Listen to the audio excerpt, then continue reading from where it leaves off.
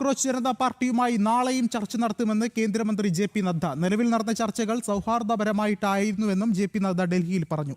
എന്നാൽ കേന്ദ്ര സർക്കാരുമായി നടത്തിയ ചർച്ചയ്ക്ക് പിന്നാലെ വീണ്ടും ഭീഷണി മുഴക്കുകയാണ് പാറ്റ പാർട്ടി ഇപ്പോൾ ചെയ്യുന്നത്. സോനം വാങ്ചുക്കിനെയും ഏറ്റവും ഒടുവിൽ പാർട്ടികൾ ഇപ്പോൾ തള്ളിപ്പറഞ്ഞിരിക്കുന്നു. വാങ്ചുക്കിന്റെ നേതൃത്വത്തിൽ നടക്കുന്ന സമരമല്ല ഇതെന്നും രാജ്യവ്യാപകമായി തന്നെ സമരം തുടരുമെന്നുമാണ് ഇപ്പോൾ അഭിജിത്ത് ദീപ്കെ വ്യക്തമാക്കിയിട്ടുള്ളത്.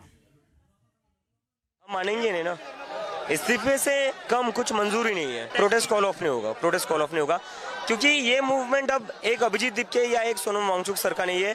ये मूवमेंट अब पूरे देश के युवाओं का बन चुका है और तभी पूरे देश में प्रोटेस्ट हो रहे हैं. तो इस्तीफे से कम मंजूर नहीं है.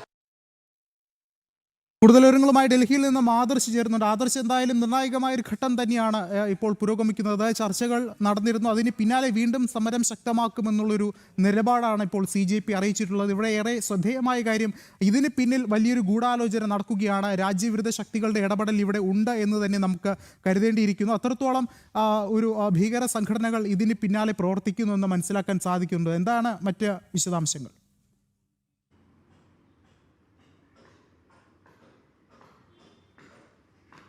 വിഷ്ണു, സർക്കാർ എന്തായാലും സർക്കാർ എടുത്ത നടപടികളെക്കുറിച്ച് ഈ സമരക്കാരോട് വിശദീകരിച്ചു. മാത്രമല്ല, സർക്കാരിന് രാജ്യത്തെ വിദ്യാർത്ഥി സമൂഹത്തിൻ്റെ ഭാവിയെ സംബന്ധിച്ച് വ്യക്തമായ കാഴ്ചപ്പാടുണ്ട് എന്ന് വ്യക്തമാക്കുന്നതായിരുന്നു സർക്കാർ സ്വീകരിച്ച നടപടികൾ.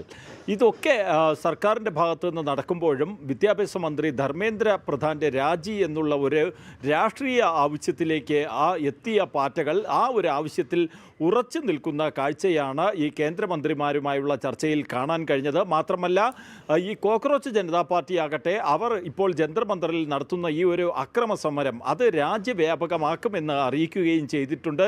നിലവിലെ സാഹചര്യത്തിൽ ഈ കോക്രോച്ച് ജനതാ പാർട്ടിയെ സംബന്ധിച്ചിടത്തോളം അവർക്ക് കേവലം ഒരു രാഷ്ട്രീയ അജണ്ട മാത്രമാണുള്ളതെന്ന് വ്യക്തമാണ്. കാരണം അവർ മുന്നോട്ട് വെച്ച വിദ്യാർത്ഥി സമൂഹത്തെ സംബന്ധിക്കുന്ന പ്രശ്നങ്ങൾ ഒക്കെ തന്നെ അനുഭാവപൂർവ്വം പരിഗണിക്കുകയും അവർ ആവശ്യപ്പെടാത്തതായ ചില കൃത്യമായ നടപടികൾ അത് കേന്ദ്ര സർക്കാരിൻ്റെ ഭാഗത്തു നിന്നുണ്ടാവുകയും ചെയ്തിരിക്കുന്നു.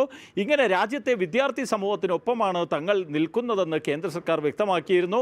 ഇക്കാര്യമൊക്കെ ഈ ചർച്ചയിൽ പങ്കെടുത്ത കേന്ദ്രമന്ത്രിമാർ ചൂണ്ടിക്കാട്ടുകയും ചെയ്തു. എന്നാൽ കോക്രോച്ച് ജനതാ പാർട്ടിയെ സംബന്ധിച്ചിടത്തോളം അവരെ നിയന്ത്രിക്കുന്ന ശക്തികളുടെ താല്പര്യമാണ് ഈ സമരം മുന്നോട്ട് കൊണ്ടുപോവുക എന്നതും രാജ്യ തലസ്ഥാനത്ത് അരാജകത്വം സൃഷ്ടിക്കുക എന്നതും ഒരു അജണ്ടയുടെ ഭാഗമായി നിന്നുകൊണ്ട് തന്നെയാണ് കോക്രോച്ച് ജനതാ പാർട്ടി വിദ്യാഭ്യാസ മന്ത്രി ധർമ്മേന്ദ്ര പ്രധാൻ്റെ രാജി എന്നുള്ള ഒരു ആവശ്യത്തിൽ ഉറച്ചു നിൽക്കുകയാണെന്നും ആവശ്യം മുന്നോട്ട് വെച്ചുകൊണ്ട് ഈ പ്രക്ഷോഭം രാജ്യവ്യാപകമാക്കുമെന്നും അറിയിക്കുകയും ചെയ്തത്. മാത്രമല്ല, സോനം വാങ്ചുക്കിനെ പോലെ ഈ കോക്രോച്ച് ജനതാ പാർട്ടിയുടെ സമരത്തെ ദേശീയ ശ്രദ്ധയിലേക്ക് കൊണ്ടുവന്ന നിരാഹാര സമരം നടത്തിയ ആൾ, അദ്ദേഹം പോലും കേന്ദ്ര സർക്കാരിൻ്റെ നടപടികളെ പിന്തുണച്ചുകൊണ്ട് നിരാഹാര സമരം പിൻവലിക്കുകയാണെന്ന് അറിയിക്കുകയും ചെയ്തിരുന്നു. എന്നാൽ കോക്രോച്ച് ജനതാ പാർട്ടിയുടെ സ്ഥാപകൻ അഭിജിത്ത് ദീപ്കെ ആകട്ടെ സോനം വാങ്ചുക്കിൻ്റെ ഈ നിലപാടിനെ തള്ളിക്കളഞ്ഞ് രംഗത്ത് വന്നിരിക്കുകയാണ്.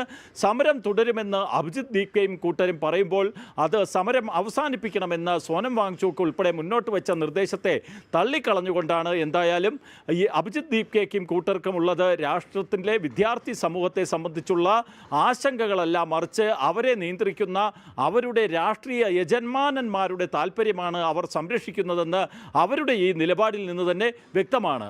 വിഷ്ണു, ശരി, ആദർശാണ് വിശദമായ വിവരങ്ങൾ നൽകിയത്.